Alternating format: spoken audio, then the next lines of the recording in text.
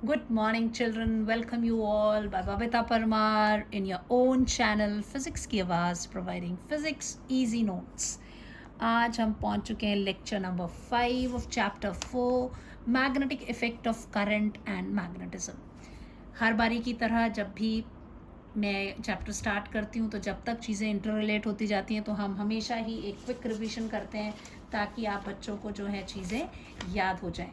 तो हम जो पढ़ चुके हैं इस चैप्टर में, सबसे पहले जो हमने बात पढ़ी थी कि अगर कोई आपका चार्ज है और वो कहाँ पर है, इलेक्ट्रिक फील्ड पे है.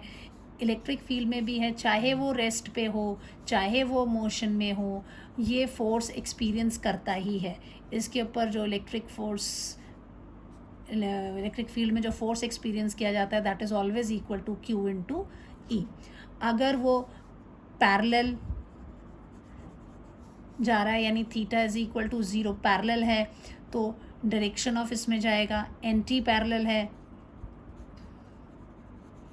यानी कि 180 डिग्री है. चार्ज फील्ड की डायरेक्शन में Q और E सेम डायरेक्शन में है, सेम डायरेक्शन में मूव कर रहे हैं. यहाँ Q and E opposite direction में मूव कर रहे हैं. यहाँ पर चार्ज जो है वो एक्सेलरेट कर जाता है और यहाँ पर जो चार्ज है वो रिटार्डेट कर जाता है, रिटार्डेट कर, ठीक है. एक यहाँ एक्सेलरेट कर जाता है, ये याद रखना है. लेकिन कैसा होगा, स्ट्रेट लाइन में ही जाएगा, जिस डायरेक्शन में वो जा रहा है उसी में जाएगा. रेस्ट में तो कोई चक्कर ही नहीं है. This is the first thing we have studied. Second, अगर चार्ज जो है मैग्नेटिक फील्ड में है तो अगर वो रेस्ट पे है तो जो मैग्नेटिक फोर्स होता है दैट इज़ 0. अगर मूव कर रहा है तो उसमें अगर पैरेलल है तो भी मैग्नेटिक फोर्स क्या होगा, 0. वो कंटिन्यू करेगा to move, charge continue to move in straight line. अगर एंटी पैरेलल है तो भी मैग्नेटिक फोर्स 0 होगा और चार्ज कंटिन्यू करेगा स्ट्रेट लाइन में. अगर परपेंडिकुलर है, moves perpendicular, then magnetic force जो इस पे एक्ट करेगा QVB साइन 90 डिग्री, ये मैक्सिमम होगा. और मोशन जो होगा वो, ये चीज़ें बिल्कुल याद रखनी है आपने, सर्कुलर पाथ पे होगा, ठीक है.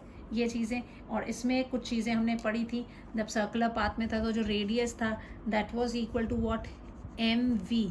अब इस तरह से फील्ड में वो मूव कर रहा था तो फोर्स हर बारी सेंटर की तरफ ऐसे एक्ट कर रहा था.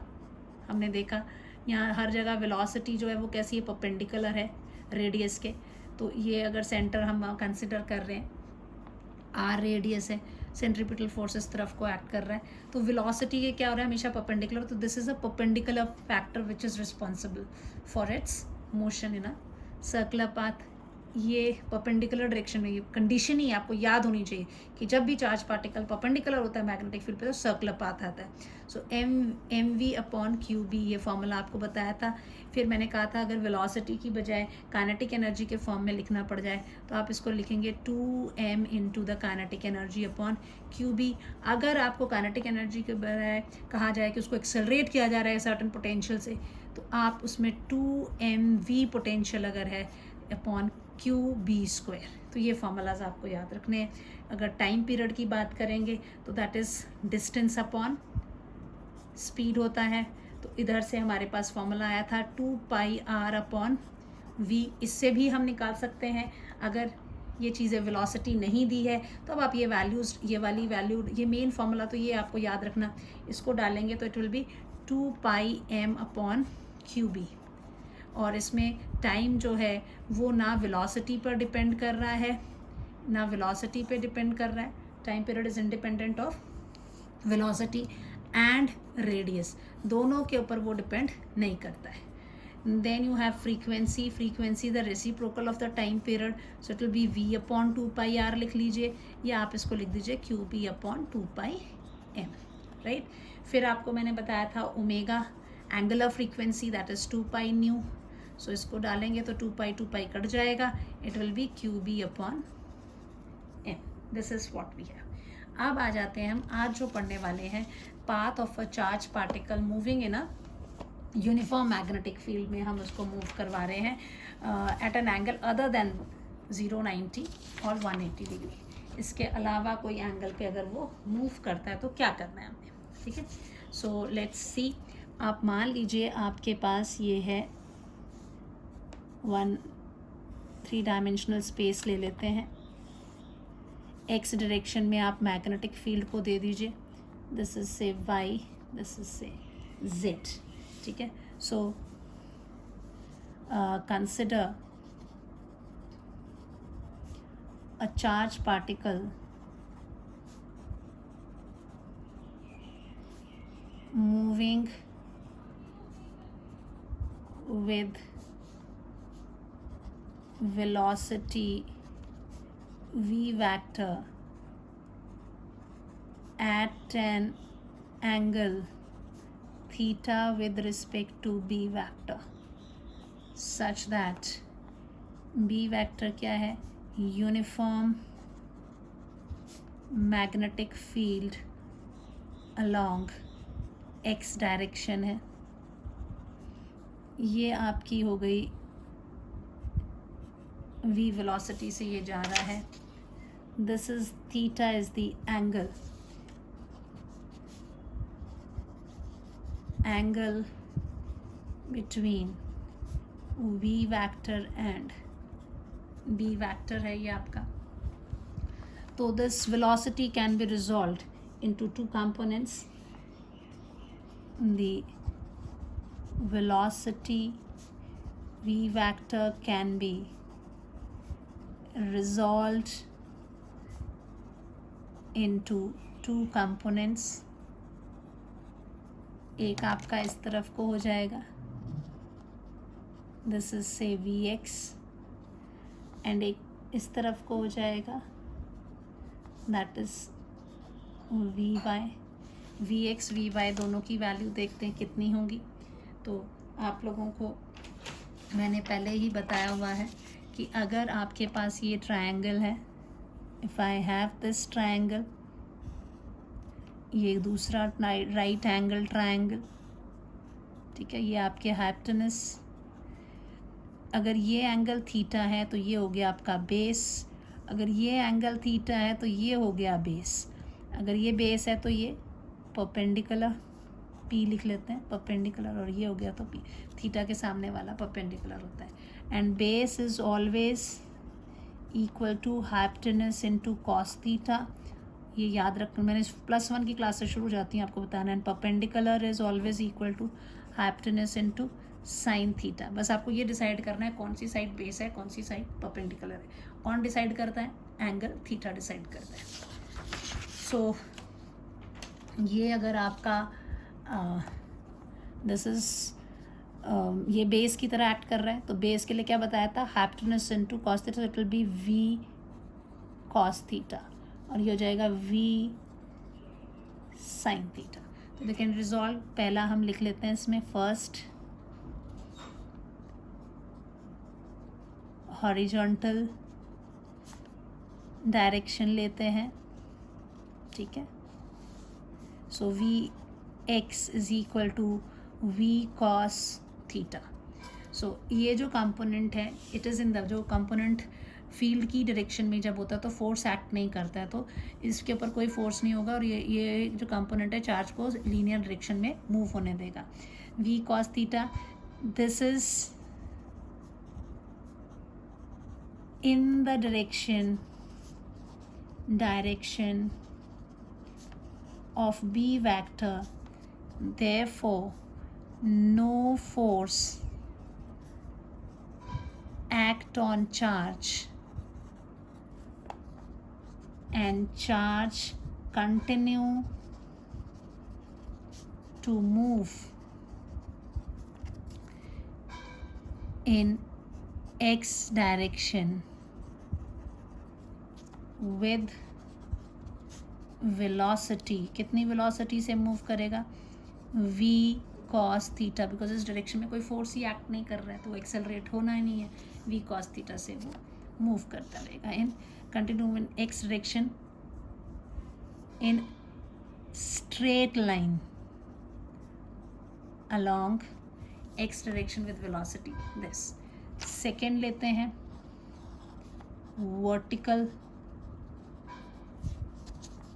कंपोनेंट. इधर भी कंपोनेंट लिखना चाहिए था. कौन है vertical component? V Y which is V sine theta. This is perpendicular to magnetic field, therefore इसके ऊपर आपका फोर्स एक्ट करेगा. सो the charge experience force and this force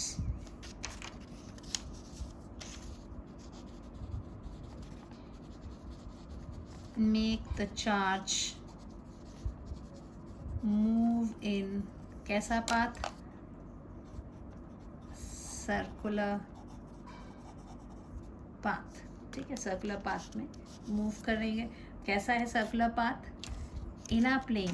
circular path in a plane perpendicular to magnetic field.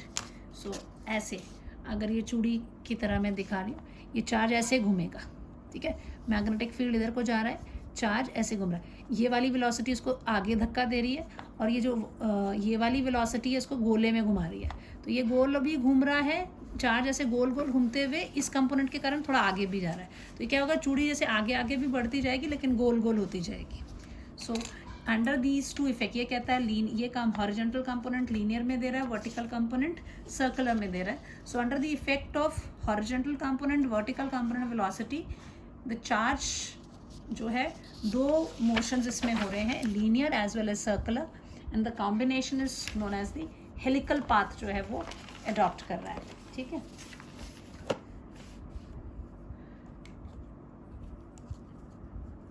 hence under the combined effect of two components of velocity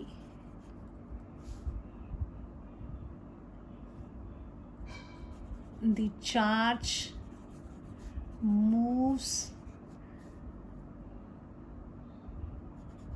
in straight line as well as circular.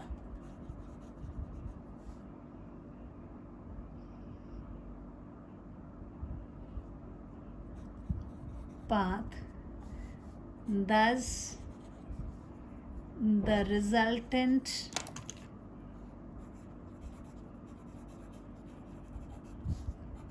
path of the particle is helix. या उसको helical path भी करते हैं. ठीक है, with its axis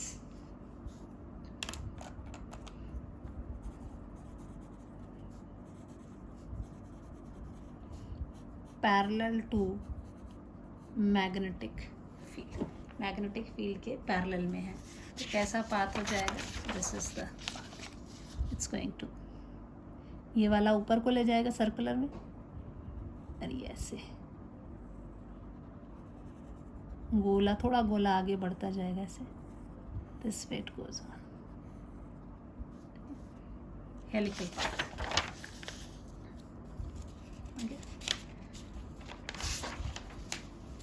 now इसमें भी कुछ चीज़ें हम निकालेंगे जैसे पहले निकाली थी, यहाँ पे भी निकालते हैं. सो कौन प्रोवाइड कर रहा है सेंट्रीपिटल फोर्स? रेडियस निकालना है सबसे पहले. रेडियस ऑफ सर्कुलर पाथ कितना आ रहा है वो देखते हैं. So will right that the centripetal force the centripetal force required to move charge q in circle is provided by magnetic Lorentz force या मैग्नेटिक फोर्स कह लीजिए. So this will be equal to centripetal force कितना होता है, कौन सा component ले रहे हैं आप, परपेंडिकुलर कंपोनेंट ले रहे हैं. So will write M V कौन सा perpendicular upon R M V square upon R. This is equal to Lorentz force कितना हो जाएगा क्यू वी कौन सा वाला परपेंडिकुलर. ये वाला जो कंपोनेंट है दिस इज ये पैरेलल, इसको आप ये कह सकते हैं दिस इज पैरेलल, और ये वाले को आप बोल सकते हैं वी परपेंडिकुलर है ना. ये वाई जो है दिस इज परपेंडिकुलर कंपोनेंट, और ये एक्स वाला जो है ये क्या हो गया पैरेलल कंपोनेंट. यहाँ पे किसकी बात हो रही है, कौन इसको सर्कुलर में कर रहा है, परपेंडिकुलर कर रहा है. So V perpendicular cross the B vector. तो आप वैल्यू डाल देंगे इसमें m, it will be v sine theta upon r is equal to q v sine theta into b. Sine कितना है इनका 90 डिग्री पे है, ये परपेंडिकुलर है ना. दिस इज ये कंपोनेंट तो v की जगह परपेंडिकुलर की वैल्यू है ना, ये दोनों आपस में 90 डिग्री पे है. This is M V square sine square theta upon R is equal to Q V B sine theta 90 degrees 1.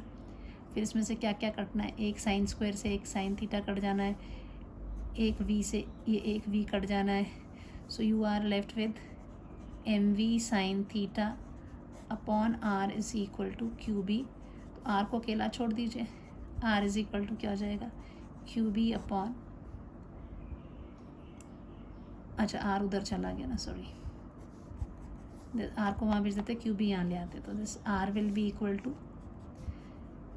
M V sine theta upon Q B. अब समझ में आया मैंने क्यों बोला था उसको परपेंडिकुलर ले लेना है, क्योंकि अभी बिल्कुल सेम वही फॉर्मूला हमारा आ गया है, लेकिन जो हमने निकाला था यहाँ पे एम वी परपेंडिकुलर कंपोनेंट, ये वी परपेंडिकुलर कंपोनेंट लिया है ना. तो ये वी परपेंडिकुलर कौन है, वी साइन थीटा.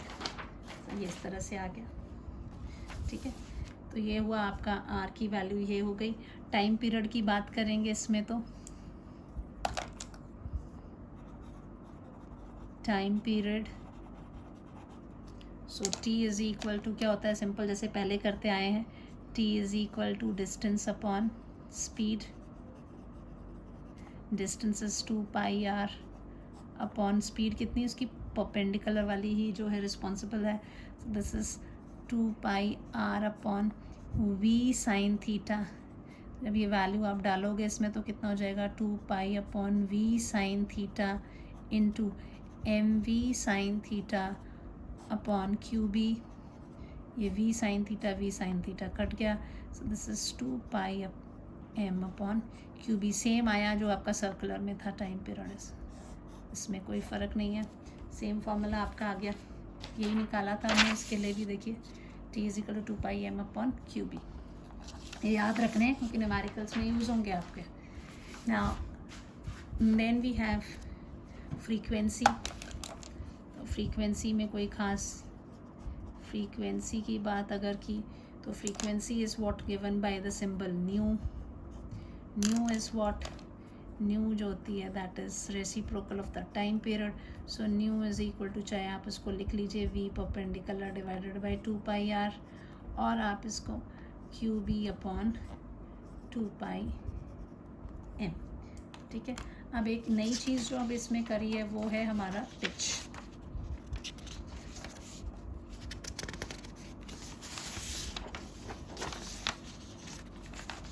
अब इसमें लेंगे हम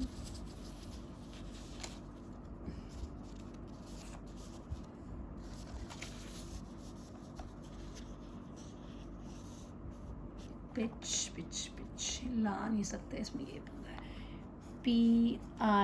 PITCH पिच। ये जो होता है लीनियर डिस्टेंस है, जो कि चार्ज पार्टिकल ट्रेवल करता है इन वन रोटेशन, उसको हम पिच बोलते हैं। Linear distance travelled by the charge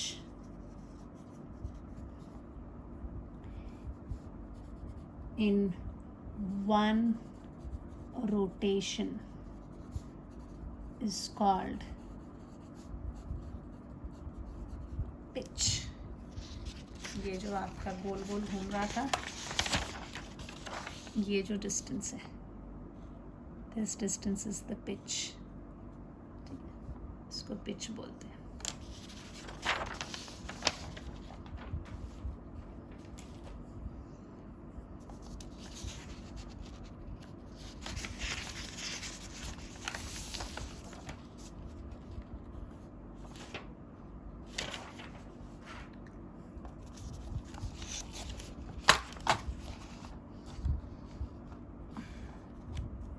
so P, small p से हम इसको रिप्रेजेंट करते हैं।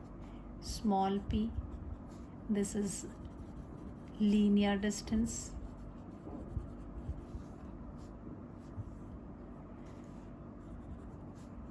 in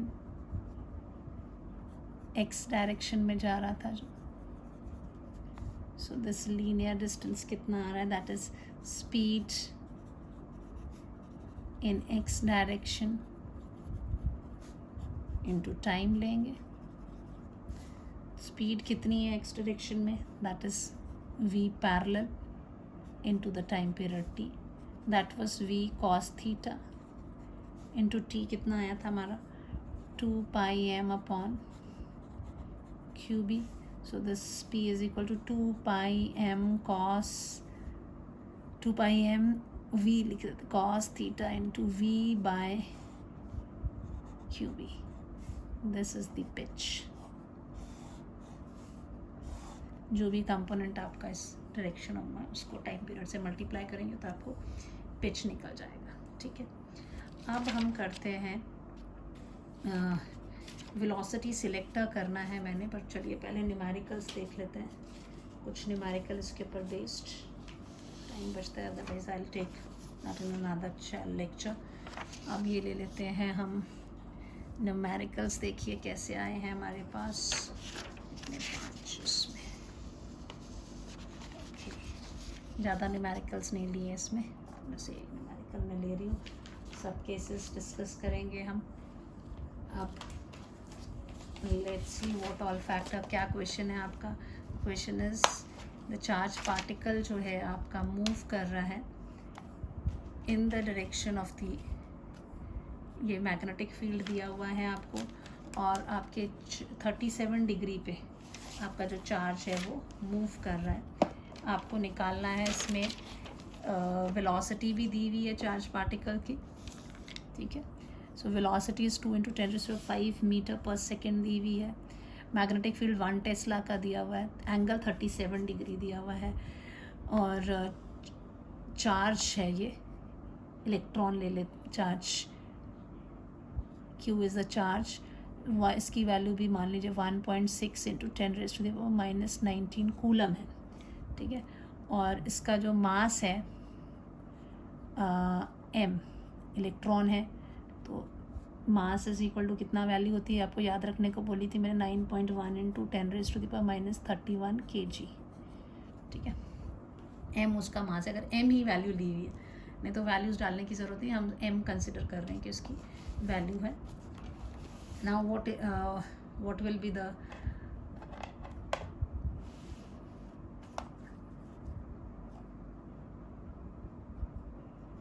निकाल लेते हैं, फाइंड दी पाथ कैसा होगा, रेडियस कैसा, टाइम पीरियड, सारी चीज़ें बोली हुई हैं।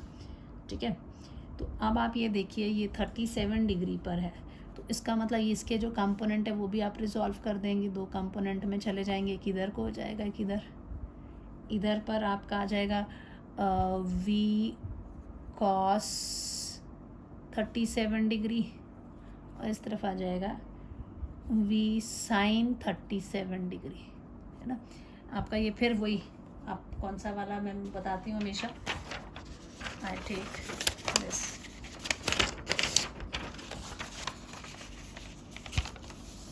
Magical triangle. ये याद रखना है बच्चे, राइट एंगल ट्रायंगल में ये 37 डिग्री है, ये 90 डिग्री होता है, तो ये कितना हो जाएगा, दिस विल बी 53, है ना। 53 प्लस 37 90 हो गया, ये 90, तो या तो एंगल 37 होगा या 53, तो इसलिए ये दो ट्रायंगल याद रखना हमेशा। ये आपके राइट एंगल ट्रायंगल है, इनको मैंने क्या बताया, ये मैजिकल ट्रायंगल है। बाकी वैल्यू 30 डिग्री 60 डिग्री हो तो आप कर ही लेते हैं। अगर ये 37 है, छोटा है ना, तो इसके सामने की साइड 3 होगी, ये 4 ये 5। अगर ये 53 है तो ये ऊपर सामने वाली 4 ये 3 ये 5। तो अब आपका 37 वाला है, अगर cos 37 बोल रहे हैं, cos 37 means base upon hypotenuse, तो बेस कौन है, 4 है, तो इट विल बी 4/5। साइन 37 बोला, that is perpendicular upon hypotenuse, perpendicular कौन है, 3/5। ऐसे वैल्यूज पता लग जाती है, ठीक है। So this is what we have. अब यहाँ पर आपको ये दी हुई, आपको बोला कैसा पाथ वो चल रहा है क्या नहीं है, वो सारी वैल्यूज़ भी आपको कैलकुलेट करनी है, वो आप अपने आप करेंगे, मैं सब समझाने वाली हूँ इस क्वेश्चन को, ठीक है। So here you can say that v can be resolve into 2 components. एक हो जाएगा आपका v parallel which will be equal to your v cos 37 degree which is equal to what, v cos 37, यानी कि अभी बताया था मैंने, दैट इज़ इक्वल टू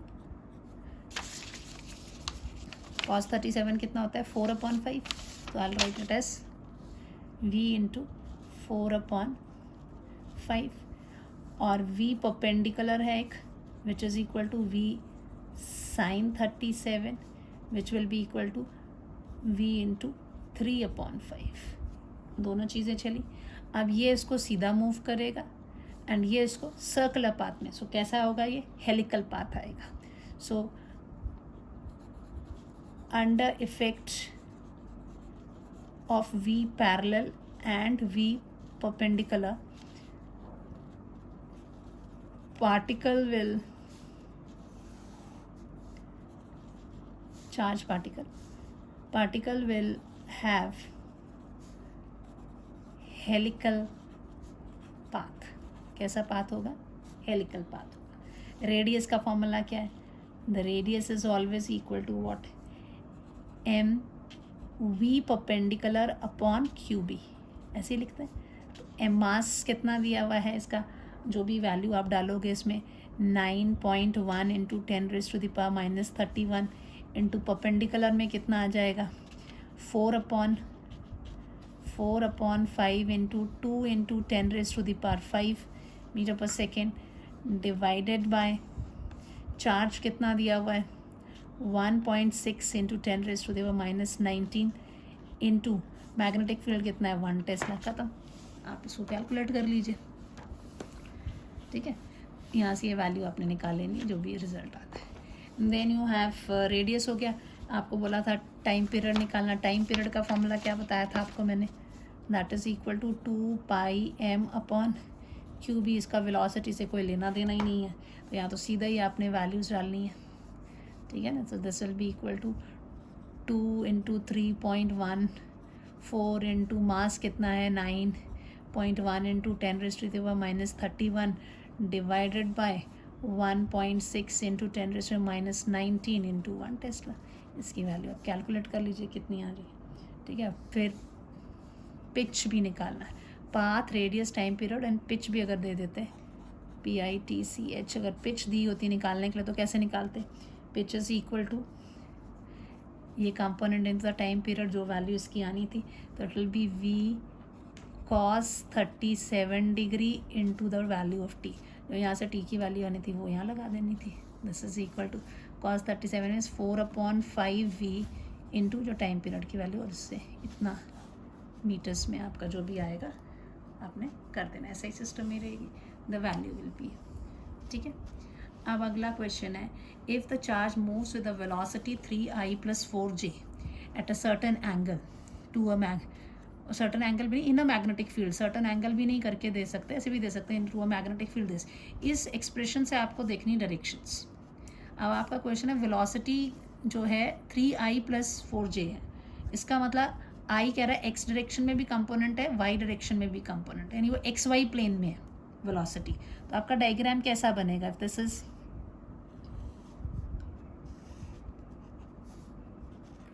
ये x डायरेक्शन, सॉरी ये x डायरेक्शन, ये y डायरेक्शन, तो क्या दिया हुआ है इसमें आपको 3i and 4j।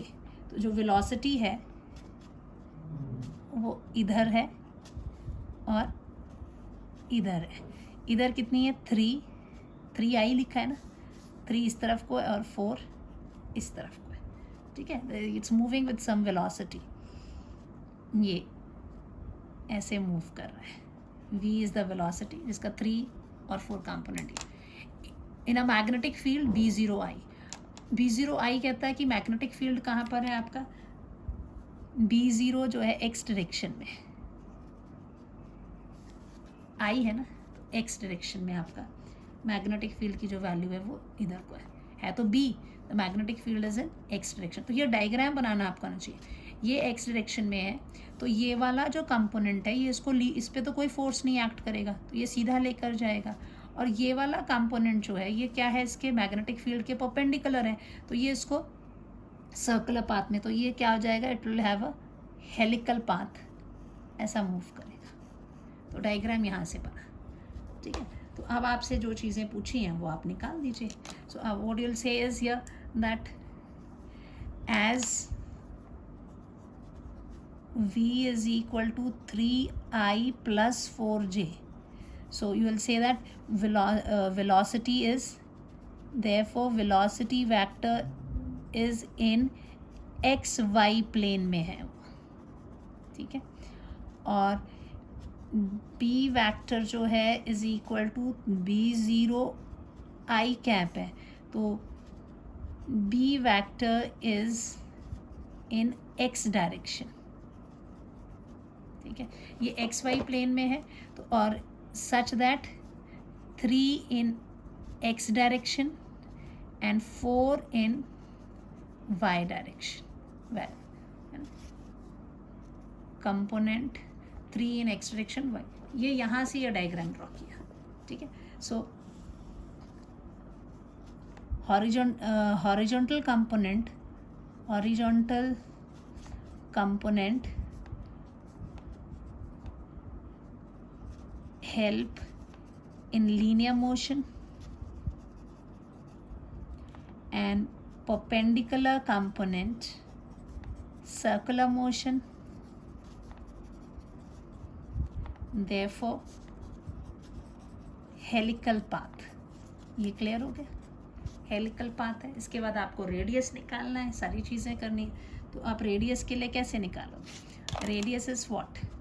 r is equal to m, आप परपेंडिकुलर वाली वेलोसिटी लोगे upon qb। So this is mass कितना है इसका चार्ज पार्टिकल का? m इज द चार्ज, मान लेते m is the charge particle mass. Velocity in perpendicular direction कौन है? 4, इस तरफ को 4 आ रही है, upon q into B0। So this is what we have. Time period की बात करते हैं तो t इज इक्वल टू क्या होता है? 2 पाई m अपॉन QB, यही फॉर्मूला है। तो इधर तो कुछ इसमें तो कोई ख़ास मुश्किल नहीं आएगा। 2 पाई तो वैसे ही रहना है, m चार्ज Q है, फील्ड क्या आ जाएगा? B0, खत्म।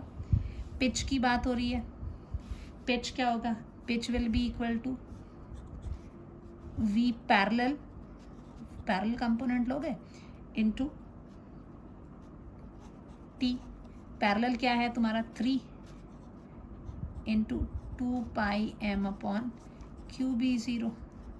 So this will be equal to 6 pi m Q by B0। This is very simple, ठीक है। अब नेक्स्ट क्वेश्चन देखते हैं क्या कहता है। If a charge moves with velocity v अब यहाँ पे थोड़ा सा क्वेश्चन वेलोसिटी की वैल्यू दे दी है ना, मैग्नेटिक फील्ड की भी वैल्यू दे दी है। अब देखो आई जे और ये भी जे में है, दैट मीन्स पहले तो आप वेलोसिटी, सो आप यहाँ से ही देखोगे ना, as v vector is equal to 3i plus 5j है, that is in x y plane. कैसे प्लेन में है ये? X y plane with component 3 in x direction and component 5 in y direction, है ना। तो x y डायरेक्शन में हो गया, तो इसका मतलब हम ऐसे ले लेते हैं, ये आपका y डायरेक्शन, ये आपका x डायरेक्शन। तो आपका यहाँ जो इसकी वेलोसिटी है, मान लीजिए q इज़ द चार्ज, ये q चार्ज है, इसकी x डायरेक्शन में कितना है 3 और y डायरेक्शन में कितना है 5, ठीक है। ये ऐसे वेलोसिटी इसकी यहाँ थी, वेलोसिटी वाज v, तो ये कंपोनेंट इसके इस तरह से है, ठीक है, 5 एंड 3। फिर इन्होंने क्या बोला है, इन अ मैग्नेटिक फील्ड 5j मतलब y डायरेक्शन में आपका जो फील्ड है, this will be the direction of the field, this will be vector b in y direction, magnitude कितना है उसका 5, तो इसका जो 5 विल इस तरफ कोई 5 की वैल्यू, b की वैल्यू इस 5j है, तो 5 इस तरफ हो गया, ठीक है।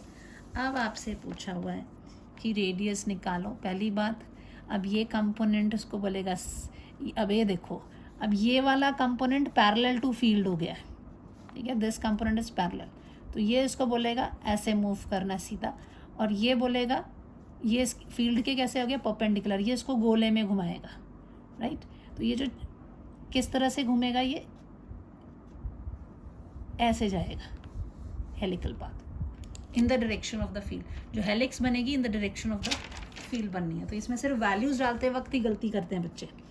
So this is what radius, so here you will write that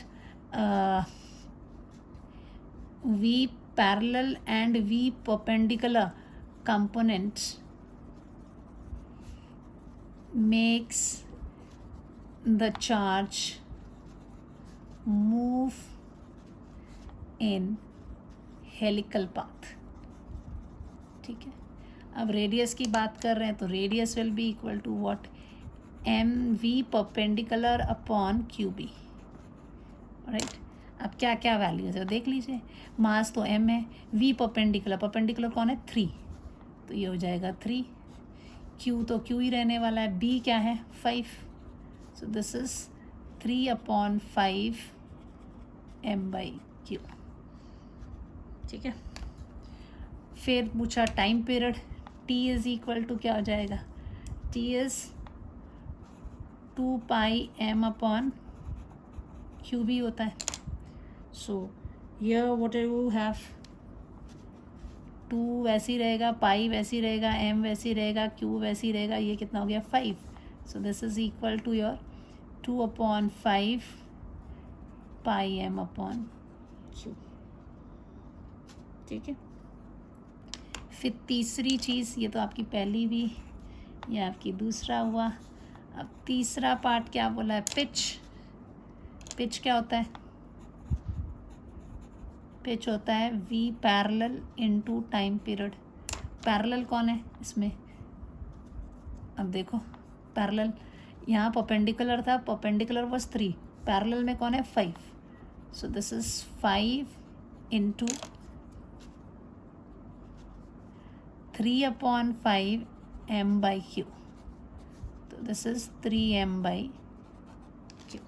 अगर मास और चार्ज दिया होगा तो वो वैल्यूज आपने डाल देनी, ठीक है। सो दिस वे, अच्छा 2π भी तो था, कहाँ गया, ओह मैडम ने क्या कर दिया, यहाँ पे क्या डालना था मैडम को, 2, ये डालना ना टाइम पीरियड, 2πm/q, तो this will be equal to how much? 2 pi m upon q. ठीक है, this will be the value will have. अब अगला क्वेश्चन क्या है? अब थोड़ा और घुमा दिया है this. अब आपको यहाँ पे 3i and 4j and the magnetic field is 3, इसको ना k लेते हैं, j नहीं, अब हम लेंगे k डायरेक्शन, यानी एक्स वाई में ये है और ये जेड में चला गया. अब इसमें क्या होगा? तो ये वाला जो आपका है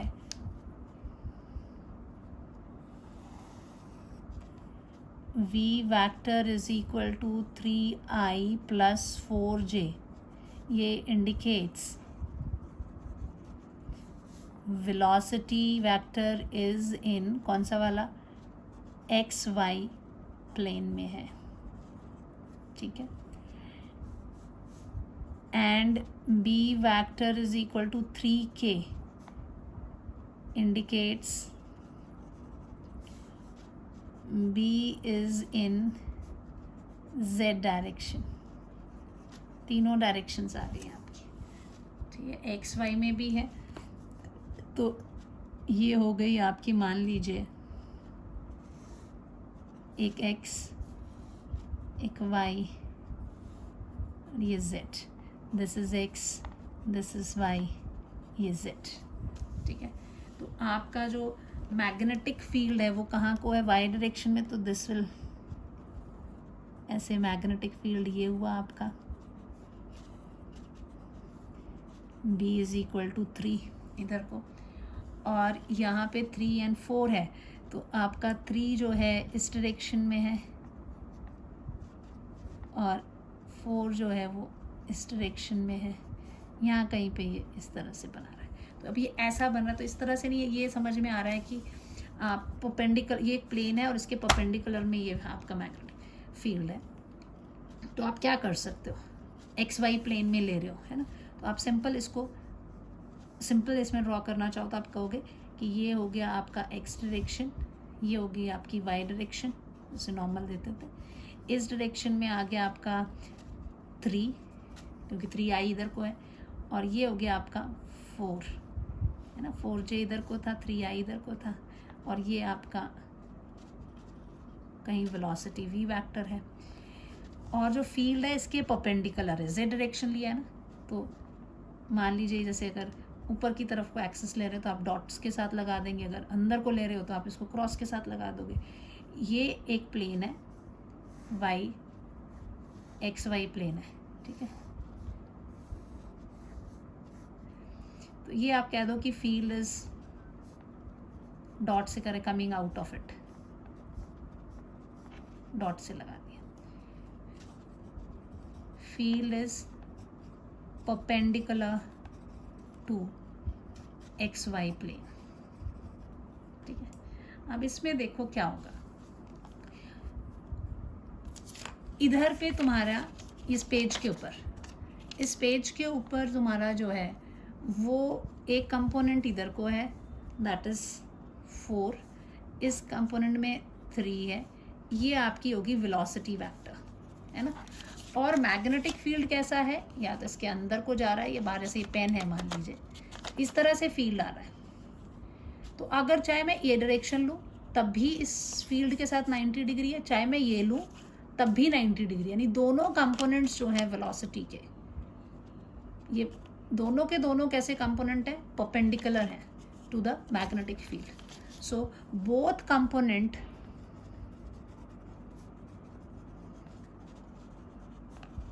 of v vector are perpendicular to magnetic field. Therefore, they will make charge to move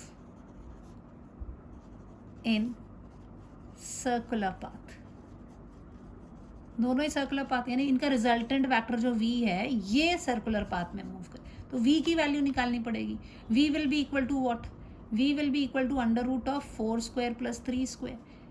सो जो v है वेलोसिटी वेक्टर है वो किसमें, इस कागज के ऊपर है, जो मैग्नेटिक फील्ड है वो नीचे को जा रहा है, तो this v vector is perpendicular to the component की जरूरत ही नहीं. सो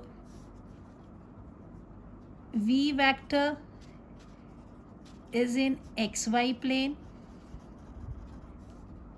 and b vector is in z direction. Therefore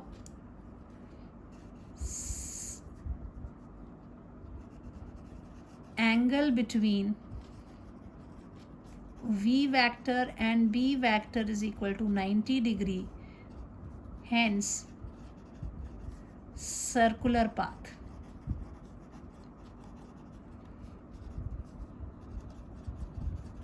So circular path will be equal to what? Circular path करेगा वो, तो आप उसकी वैल्यूज़ निकाल लीजिए. आपको क्या क्या बोला, what is the path, circular path हो गया, ये क्लियर हो गया. तो अब बात रेडियस की करेंगे, तो radius is equal to M v upon Q b. So this will be equal to mass m, velocity कितनी हो जाएगी, ये 4 square plus 3 square is equal to under root of 16 plus 9 is equal to 25. So 5, तो ये हो जाएगा 5 Q, B की value कितनी दी हुई है 3. So this is 5/3 into m by q. ये आपका रेडियस हो गया. टाइम पीरियड की बात कर रहे हैं तो it is 2πm upon Q b. इसमें वेलोसिटी का तो कोई लेन देन ही नहीं है, तो this will be equal to 2 upon b की वैल्यू कितनी है 3, 2/3 πm अपॉन क्यू. खत्म. So this is what we have for this lecture. ये आपका हो गया जब कैसा मूव कर रहे हैं charge, it is moving at an angle other then 0, 90 and 180 degree.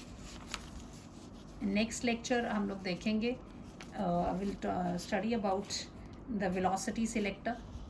इसमें भी मैं कर सकती थी 15 मिनट में कवर, लेकिन उसमें काफ़ी डिटेल में थोड़े से एक्सप्लेनेशन पार्ट ज़्यादा होगा. So will take in the next lecture. Thank you, have a nice day.